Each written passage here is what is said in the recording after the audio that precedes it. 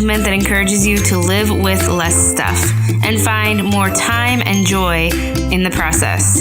So, what is Minimalish? It's the grace-filled way of doing the same thing. Sustainable, realistic minimalism that actually makes sense for your life. It's not all about subscribing to a movement and trying to do it perfectly, but rather questioning how that movement fits best within your life. The Minimalish Podcast is here to help make life lighter, realistically, for the everyday mom. I'm Desiree, and my passion is to help you enjoy motherhood, your family, and your home by cutting the clutter and excess stuff in your life. Minimalism has helped me not only make my home a better place, but also become a better version of myself. So that's what I'm here to talk to you about each week. So grab a cup of coffee and let's walk towards simple together.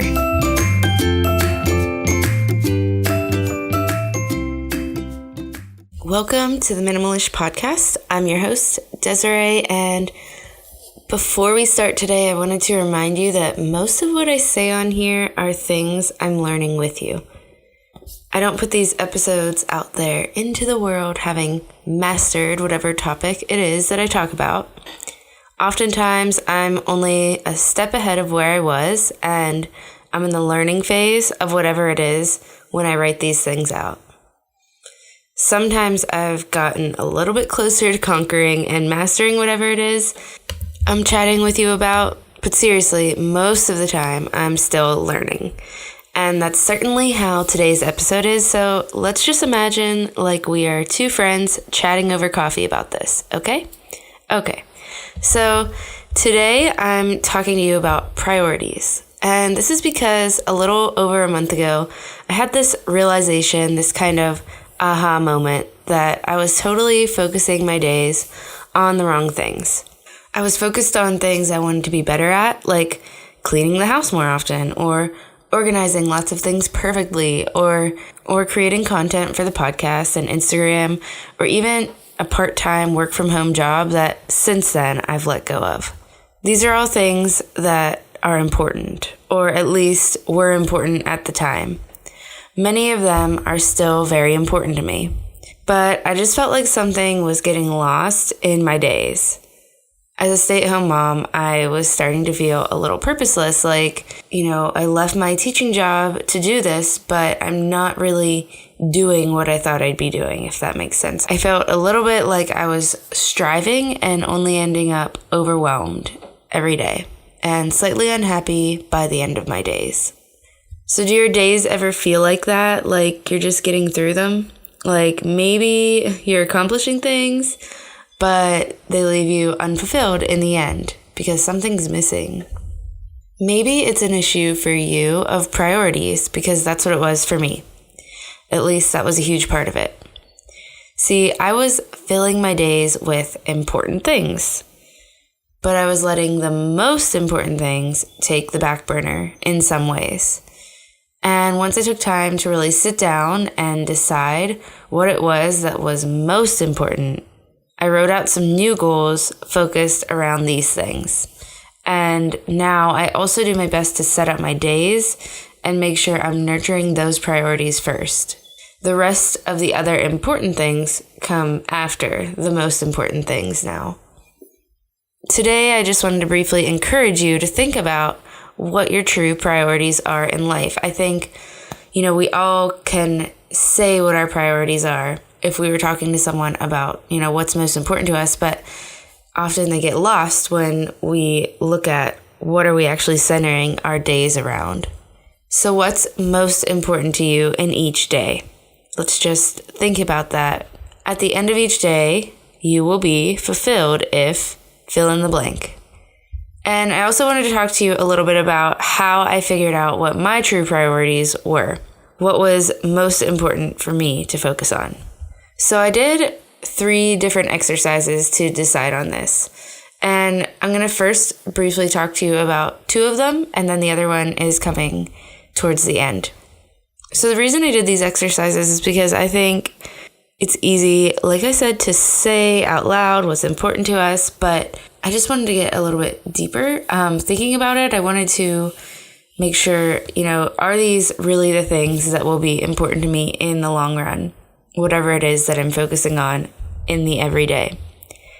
So the first exercise that I did It came a little bit from my episode and my conversation with Lauren from An Organized Life. So go back and listen to that episode. And it also came from Jess Connolly. I was listening to a talk that she did as well. So I've kind of melted their two thoughts about goal setting together to help myself think about what's most important to me. So exercise 1 is to think about who you are a year from now.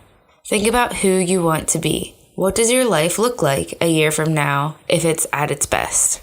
So once you picture yourself and your life a year from now, write down what is most important to you based off of that vision. So what's most important to you now to get you to that person, that life a year from now? Or just what's most important to you then, and how do you make that most important to you now as well? This really shouldn't be a super long list. If you're thinking about priorities, it shouldn't be like a list of 10 to 15 things. Like those are maybe a list of the most important things to you, but priorities are those like top 2 to 4 things. So what are your top 2, top 4 things that you really love and care about? For me, and I am going to share my thoughts when I went through these exercises, just to give you an example and just to kind of tell you where my thinking has been as well, and maybe to relate to you. So for me, when I did this, my days look peaceful a year from now. That was kind of most important to me. That was the first thought that I had when I thought of what does my day look like a year from now? So my days look peaceful, and Gemma and I have a rhythm at home. So as a stay-at-home mom, I've created like a peaceful home. I'm focused on truly nurturing her each day, and I'm a healthier version of myself, one with discipline and self-control when it comes to making the best decisions for my health. I have habits that I carry out daily that help me grow my relationship with God, and my relationship with my husband is closer and healthier than it already is. So when I kind of thought through this and wrote this out, I realized my priorities were clearly very relational. Gemma and my husband and my faith were at the very front, and then health and self-care was another priority that I had. When I think of what's important to me, I do think of a few more like professional and creative goals as well, but those just aren't first thoughts for me right now. Those are second thoughts. Those are the important things, but not the most important things. When I'm starting to feel overwhelmed in life, what I see is that these most important things are the things that sometimes fall to the wayside.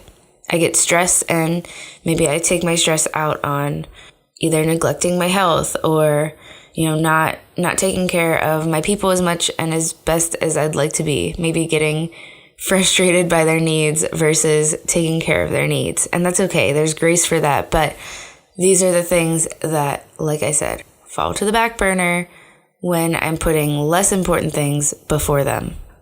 So, exercise 2. Think of yourself when you are old and gray. Whatever age you picture, think of yourself then. You're retired, you have great grandchildren, most of your life behind you. What can you look back on and feel proud of? What makes you feel accomplished? What is most important to you now in your old age? For me, this was relationship with my family, hands down. It is that I raise my children in a loving home and help them learn to do the same.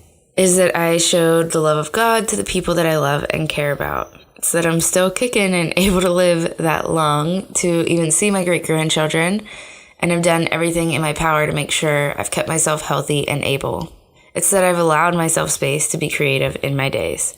So this is what I kind of pictured when I pictured myself, this old and gray version of myself. These are the things that were important to me and that I cared about. So what does your old and gray version of yourself feel proud of? What do you prioritize and care about then? So the question now is, how do we make this happen? Like in the everyday?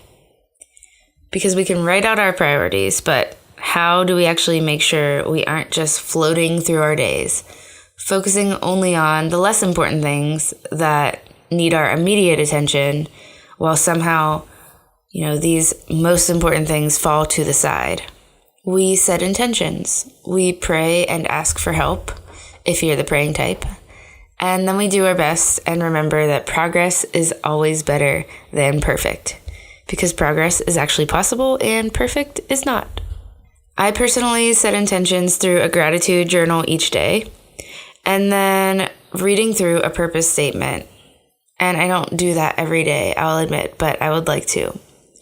I talk more about purpose statements in a previous episode about making sure you're focusing your days about what's most important to you. So kind of a similar topic. But basically, you could just write down your priorities somewhere that you can reference each day and remind yourself of them. So doing these things first thing in the morning, like gratitude and reading over, what's most important to you or some kind of purpose statement for your life, these things are going to help you throughout your day come back to them and remind yourself, like, okay, I'm setting this day up to focus on what's most important, and all of the other things on my to-do list, those are important too, but if I don't get to them, as long as I've focused on these main things, that is what's most important. So writing an intention for me might look like I'll spend time setting down my phone, setting aside chores, and truly engaging with my daughter today from 9:30 to 11 a.m. I know that's really specific on time. I kind of just made it up when I wrote this. But that's the idea, is to really set a focused intention for the day that helps you put those priorities in the front.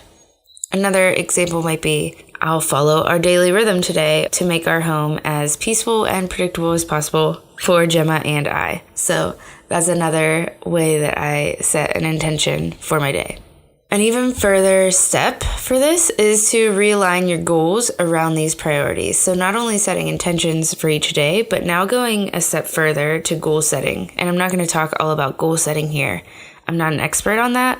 But if these things are most important to you, then probably most of your goals should be somehow aligned to these priorities. And that doesn't mean all of them, because you can have goals for other areas of your life for sure. But you should have some of your goals set around these priorities. So here's kind of a last step, maybe exercise 3 of finding your priorities, but also can help you with some goal setting around those priorities. So the last exercise is going through a yes and no list for your days.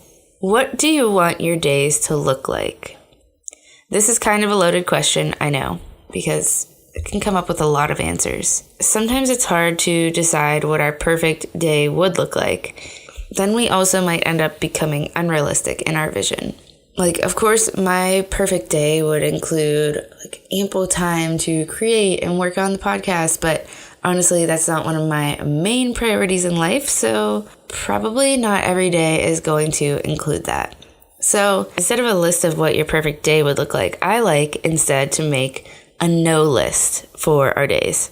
So write out a list of what you don't want your days to look like. I think this one is easier because often my day ends up looking how I didn't want it to look. So this is almost more applicable to me. I end up frantic about the laundry and the dishes, feeling guilty because I didn't get it all done. Always questioning myself as a mom, feeling urgency in my work and stressing about it. And these are things that I just don't want to be included in my days. I just don't want my days to look like this. So making a no list can help you discover your priorities, and then they can also help you align your days to your priorities and set goals based off of those priorities. And once you make the no list, so list out all of those things that are hindering your days, all of those things that you don't want your days to look like. And then you can write the yes list. So what are the things you do want your days to include?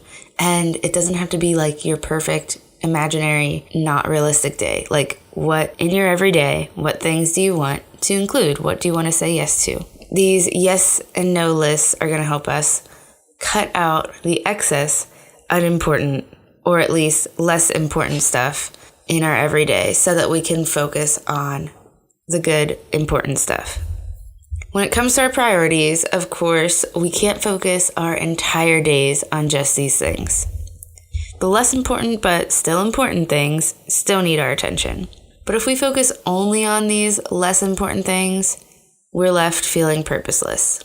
I like to think of it like this. A purposeful life doesn't happen on accident. So we have to recenter ourselves often. We have to think through what's most important to us often, and even set those intentions to focus on those things daily. So what brings you purpose? What matters most? Write it down. Decide on a way to remind yourself of these things each day. Create goals that align to them and that help you move closer to putting your priorities where they belong in your day first. And you'll find that you have more purposeful, fulfilling days, putting your heart into things that you care about most. Okay, that is all for today, friend. I hope it helped you in some way. Thank you so much for listening to the show today. If you're loving it, please consider leaving a rating or review. It only takes 5 minutes or less, and I do have directions for doing this linked in the show notes. It can get confusing about how to do this, so check that out, and I'd be forever grateful if you do so. Also, come over to Instagram at minimalish_motherhood and follow along there and say hello. Okay, thanks again for listening, and I will talk to you next week, friend.